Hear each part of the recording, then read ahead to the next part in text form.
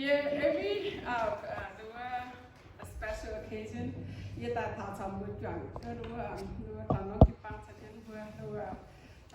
hậu của nhé hạt tiêu thiên hùng ngọn với nhé. Phía nó vào quỷ, dễ vào quỷ tài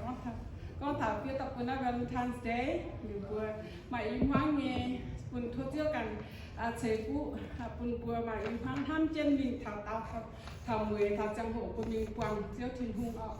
The word na phía tại the word Valentine's home. Làng trình thiên hùng dạy Adam dạ dạy Eve. Yếm nín bùa gọi qua ta chẳng biếu chặt hình kít.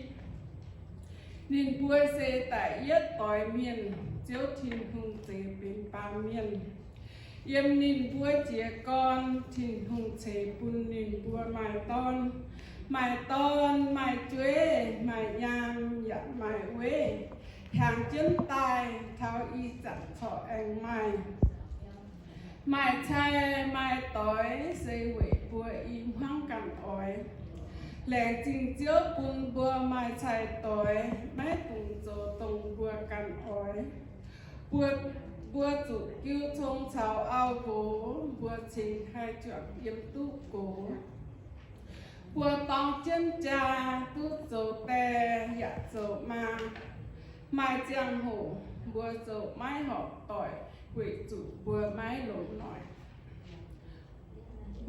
nổi trình hai cầu bùa yêm hoang tỏi thố chiếu bùn ham tham chân mình thố sĩ linh tỏi chân bùa mái tùng tình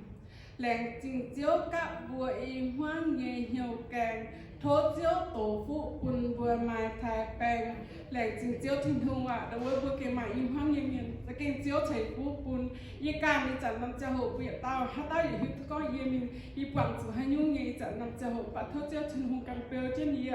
làng trình chiếu thiên hùng thôi chúng chữ đối với ta cao với chân y làng trình thố chiếu thiên hùng chảy phụ bùn việc chúng kịp bằng tỏi